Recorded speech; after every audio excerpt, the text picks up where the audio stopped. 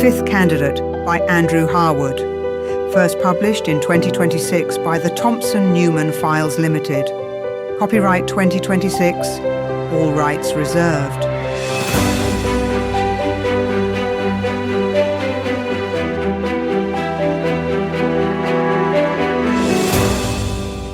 Some men are built the way cathedrals are built, stone by stone, over decades, until everyone forgets there were ever builders.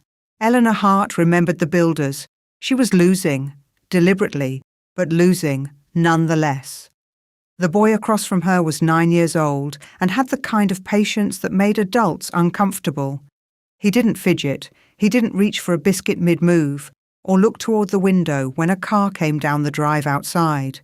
He sat with his chin resting on one hand and studied the board the way Eleanor studied a dossier, methodically, without hurry, searching for the thing that wasn't visible yet. She moved her rook.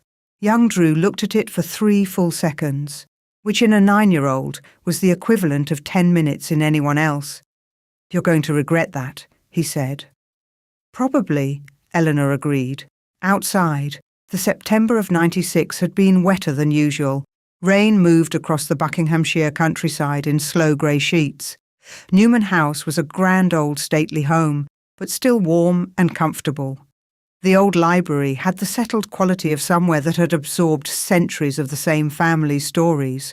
Books stacked at odd angles, a fire that didn't need to be lit yet, but was anyway, a particular smell of old wood and beeswax that Eleanor associated with safety in a way she would never have admitted to anyone. She had come down for the weekend.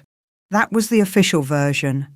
Elizabeth had been asking for 3 weeks, and Eleanor had been deflecting for 3 weeks, which told Elizabeth everything she needed to know about Eleanor's state of mind, and nothing at all about why. "Your bishop is exposed," Drew said. "I know." "Then why did you—" "To see what you'd do with it." He considered this. Then, carefully, with the quiet certainty of someone who had already mapped 6 moves beyond the current position, he moved his knight.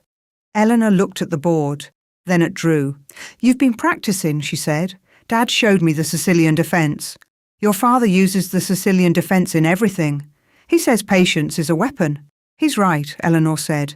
"He just didn't mention it cuts both ways." Drew smiled. It was his mother's smile, quick, genuine, slightly private, like something being shared rather than performed. Eleanor reached into the tin on the side table. The tin was labelled baking soda. In her own handwriting, had been filled with shortbread at her own kitchen table on Friday evening, and had been placed at the back of Elizabeth's pantry on arrival, under the approving eye of Janet the family's cook and custodian of the Newman House kitchen. She extracted a finger of shortbread. "Those are mine," Drew said, not looking up. "I brought them. Into Mum's kitchen. In a tin I supplied. In a tin you labelled so Mum wouldn't eat them." Eleanor ate the shortbread with a smile. "That doesn't sound like me." Drew moved a pawn. He said nothing further, because he had already won, and he knew it. And he was the kind of 9-year-old who understood that winning didn't require announcement. Elizabeth Newman found Eleanor an hour later in the kitchen. Janet was busy preparing for the family evening meal. Eleanor was washing up the tea things, which was not something she ordinarily did, and Elizabeth knew it, which meant she had been standing at the sink long enough to need something to do with her hands. "Bad week?" Elizabeth asked. "Average week." "You're washing the same mug for the 3rd time." Eleanor set it down. Elizabeth filled the kettle and placed in on the aga, said nothing more, which was one of the many things Eleanor loved about her. Elizabeth Newman did not push. She opened doors and stood back and allowed people to walk through in their own time. They had met at Oxford. Eleanor had understood immediately, the way you understood some things before you could explain them, that Elizabeth's mind was a different order of instrument from most, not louder, not more decorated, just deeper. Standing water rather than rapids. She understood politics and business the way certain people understood weather, intuitively, viscerally, 2 days ahead of the forecast.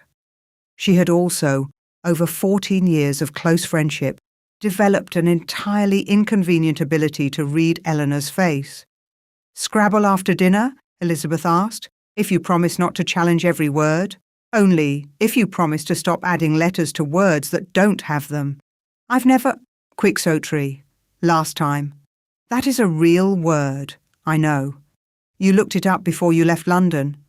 Eleanor said nothing. Elizabeth laughed, a sound the house had heard many thousands of times and would miss one day in ways none of them had begun to reckon with. The kettle boiled. Rain shifted against the window. Upstairs, somewhere in the east wing, Drew's bedroom door closed with the particular quiet of a boy who had retreated to think something through.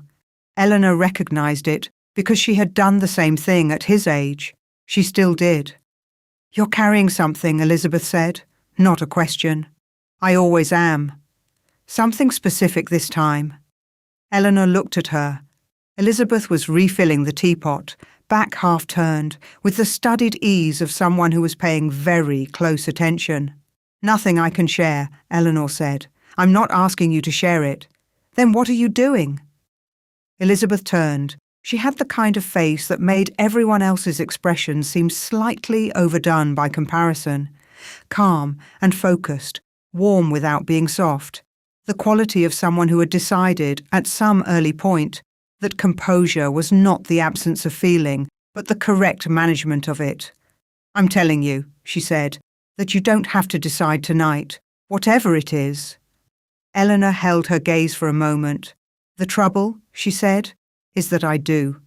6 weeks earlier, in Whitehall, Eleanor had been given the file on Anthony Layton by a man named Caldwell, who worked in a department whose name changed every 18 months and whose function didn't. Caldwell was the kind of person who delivered inconvenient intelligence with pleasant manners and an efficient exit strategy. He placed the folder on her desk, said, "Assessment required, usual timescale," and left before she could ask what usual timescale meant. 6 weeks later, Eleanor knew exactly what it meant. It meant before this becomes unfixable. Anthony Layton was 43. Conservative MP for a safe southeast seat in the Tory heartland. Educated at Harrow and Exeter University, not Oxford, she had noted. Oxford was traditional, but it was also a target. Exeter was aspirational and statistically unthreatening. Someone had thought about that. He had entered Parliament in 1987, risen through the ranks with a speed that attracted comment, but never quite enough comment to become a story. Junior Minister for Trade, Treasury Select Committee, Shadow Cabinet now. Home Affairs, positioned perfectly for the next leadership conversation.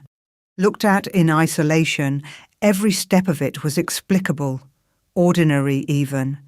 The kind of career that appeared to write itself. Looked at together, it was a painting. And someone had been holding the brush? Eleanor had a whiteboard in her office she was not supposed to have. The department preferred discrete paper files and deniable margins. She had covered it across 3 sessions with names and dates and arrows, the kind of connective tissue that only becomes visible when you step back far enough and look at the whole shape at once. She stepped back. The map of Layton's career had 4 fault lines she couldn't account for. The first, Richard Ames, Layton's most credible rival for the 1987 selection, withdrawn from consideration under circumstances described in the file as a personal matter. Eleanor had traced the personal matter. It was a letter, private, written by Ames to a constituent in 1985, containing a single sentence capable of being read 2 ways, but likely to survive in public as only one. The letter had been published anonymously in a regional paper 11 days before the selection meeting. Ames had withdrawn the same afternoon. 1 line is all it took to destroy a political career. The Constituency Association had never known where the letter came from. Neither, officially, had anyone else. The second, a think tank. The Meridian Policy Forum registered in 1989, offices in Mayfair, funding sources described in its annual returns in the kind of language specifically designed to illuminate nothing. It published papers. Layton cited them consistently. Its board contained 4 names Eleanor recognized from Washington, D.C. Not government names, not obvious names, but the kind of names that moved through the margins of foundations and advisory councils and quietly shaped the architecture of other people's thinking. The kind of names you found on both sides of the Atlantic when the same idea surfaced independently in 2 different places at the same time. The third, Leighton speeches. She had read 37 of them. Chronologically, the early speeches were competent, party-line, forgettable, the work of a man finding his range. Then, around 1992, something changed. Not the content, the architecture, the rhetorical structure became more deliberate, more technically precise. The metaphors aligned across speeches on entirely different subjects. There was a consistency that didn't come from one man thinking carefully over time. It came from one room thinking together, repeatedly. He had been given his voice. The fourth was the one she kept returning to, because the others admitted circumstantial explanations. The fourth did not. Jonathan Ware, a backbencher, decent, unremarkable, known for asking persistent questions about agricultural subsidies and never making enemies. In the autumn of 1993, Ware had begun tabling written questions about defence procurement contracts, specifically about a company called Fargate Systems, which had a subsidiary registered in the Cayman Islands, whose shareholder list overlapped in 2 places with the Meridian Policy Forum Board. He had tabled 4 questions. The first 3 received standard departmental responses.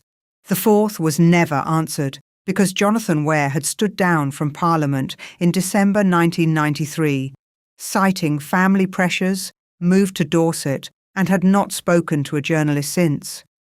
Eleanor had found his name 3 weeks into her investigation, in a different file entirely. He had moved to Dorset with a remortgaged house, a 6-year-old son with significant specialist medical needs, and a school fees arrangement that had been settled in full, anonymously, the month after he resigned. She stood at her whiteboard for a long time. Someone had been building Anthony Leighton for 7 years, building him with the patience and precision of a project, with resources no individual should have been able to deploy undetected for this long, with the kind of institutional knowledge that moved across borders, that knew which door to open and which rival to quietly remove, and when to do both, and never left marks that any single investigation could connect. The question was not whether it was happening. The question was who had asked her to assess it, and why now, and what they expected the assessment to say. A couple of weeks later, a man had reached out through a mutual contact. His name was Prescott. He was the second secretary at the US Embassy, which meant he wasn't. The company at least made an effort to dress it up. But British intelligence knew that if you give someone a fancy, nondescript title and an office with no staff, then you may as well have stamped CIA in big red letters to his forehead.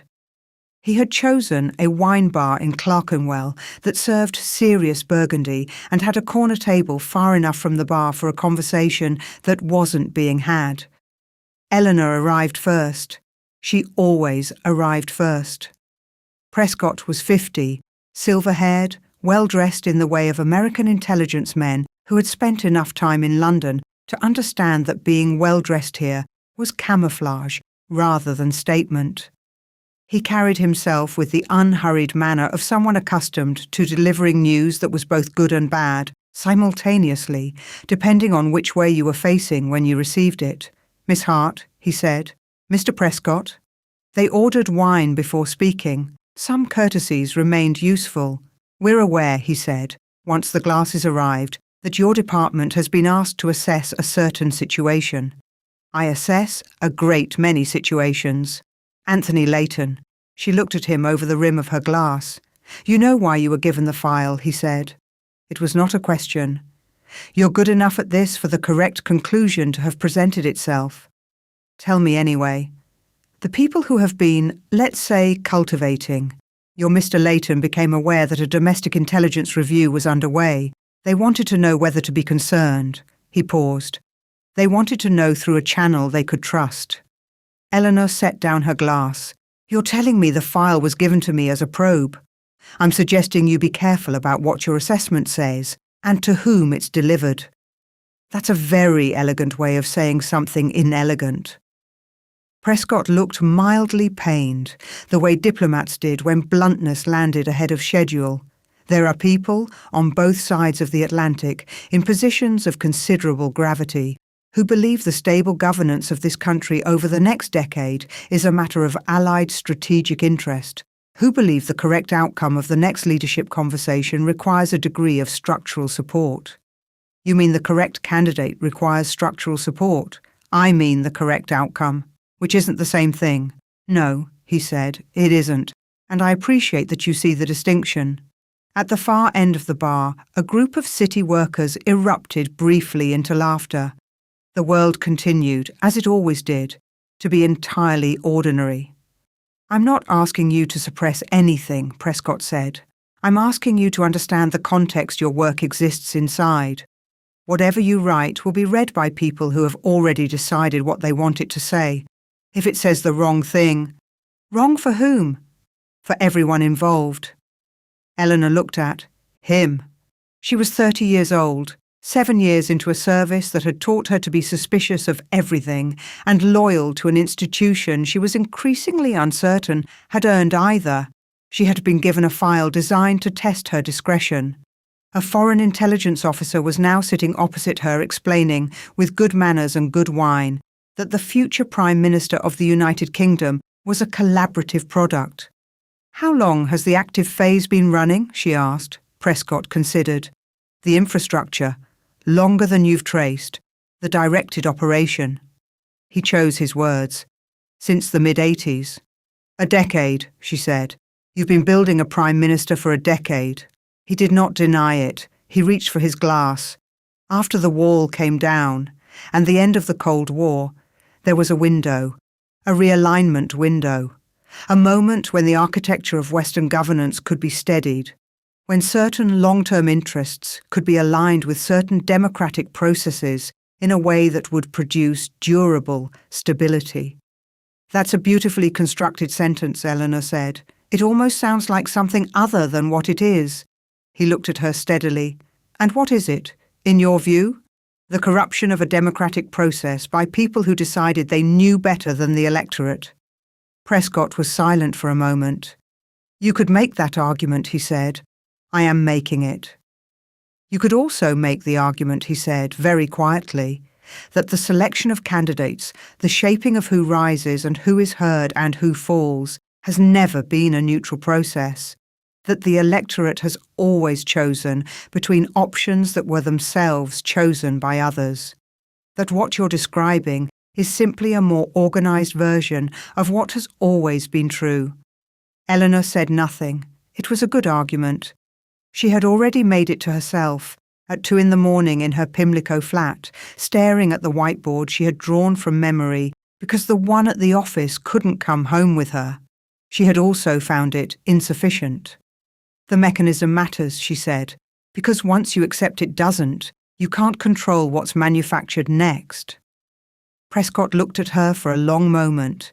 Something shifted in his expression, not displeasure, she thought, something closer to recognition. "You're going to write the assessment," he said. "Yes. Despite this conversation. Because of it." He nodded once, slowly, with the air of a man confirming a calculation he had already made. He picked up his glass.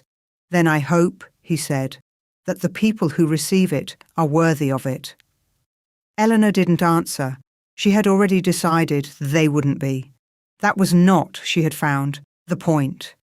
In a further fortnight, Caldwell received Eleanor's report on a Thursday. He read the executive summary in her presence, which was unusual. He said nothing for almost 2 minutes, which was more unusual still. "You've gone further than the brief required," he said. "The brief required an assessment of a potential foreign influence operation. I've assessed it. It isn't potential." "The brief didn't ask for a recommendation." "There's no recommendation in there." He looked up. "There's an implication." "I wrote what I found." Caldwell had long ago graduated from being surprised by things to being inconvenienced by them. He set the document down with the careful neutrality of someone who has decided it does not yet officially exist. "This will require referral," he said. "I know. The referral will take time." "I know. Certain parties will need to be—" He paused. The word he was looking for was not one he would say. "Consulted." Eleanor looked at him. She had written 73 pages, a precise and documented account of a decade-long operation to manufacture a prime minister. She had named the think tank, traced the funding, documented the destruction of 4 careers and the construction of 1. She had been meticulous. She believed she had been irrefutable. She understood now that none of that was the point. The point was, what happened to 73 pages next? "Who receives it?" she asked. "Above my level? How far above?" Caldwell looked at her with something that was almost sympathy. "High enough," he said, "that I would recommend you not ask again." She walked back to her office. She sat at her desk. Outside, London did what London always did, carried on with vast, indifferent efficiency. 6 million people conducting their lives in full ignorance of the document she had just handed over. She thought about Drew, who was 9 years old and already building traps in chess games 3 moves before they were needed. She thought about Elizabeth standing at the kitchen window with tea cooling in her hand, telling her she didn't have to decide tonight. She had decided weeks ago. She had decided in the wine bar in Clerkenwell the moment she read in Prescott's eyes that he had expected her to nod and had been rehearsing a graceful version of relief. She had decided the night she wrote the report, and the night before that, and in all the 2 a.m. hours at the whiteboard before it. She had decided the first time she read Jonathan Ware's file and understood what had been done to him, not with violence, not with threats, but with money and timing and the quiet knowledge of where a man's vulnerabilities lived. What she had not decided was what would happen to the decision. That, she was beginning to understand, was a different question entirely. She came back to Newman House on a Sunday. Drew was at the chessboard before she had taken her coat off. He had reset the pieces to the position from their last game, which she had not expected, and which told her he had been thinking about it in the weeks between. "You gave me the bishop on purpose," he said. "Hello to you too. Last time, you had 3 other moves. I checked them all." He looked at her with his father's precision and his mother's patience. "You wanted to see what I'd do. What makes you think that?" "Because if you'd kept the bishop, I couldn't have won." "Not the way I did. You were moving the queen. I was so busy with the bishop, I almost missed her." He frowned at the board. "I did miss her. I just got lucky with how the board fell." "You won?" "Yeah, but—" He pushed a pawn, thinking. "I want to know if I won because I was good or because you wanted me to." Eleanor looked at him for a moment. He was 9 years old, and he had just asked the only question that mattered. "Does it change what you do next time?" she asked. He thought about it seriously. Drew Newman did most things seriously, which would have been unnerving in a different child. In him it was simply the shape of how he was made. "If you wanted me to win, then I learned the wrong lesson," he said. "I learned I could take the obvious piece, but maybe the lesson was that I shouldn't. So, what would you do next time? Leave the bishop? See where the queen goes?" Eleanor reached into the tin on the side table. Fresh batch Friday night, her own kitchen, a thing she hadn't known she was going to do until she was already doing it, and extracted a shortbread finger. "What if leaving the bishop costs you the game?" she said. "Then I lost because I made the right decision," he said. "That's different from winning because I made the wrong one." She looked at him.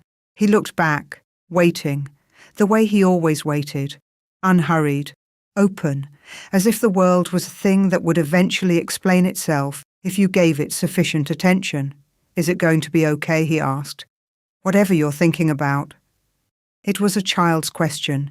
She answered it honestly. "I think so," she said, eventually. He nodded. He moved a piece. They played.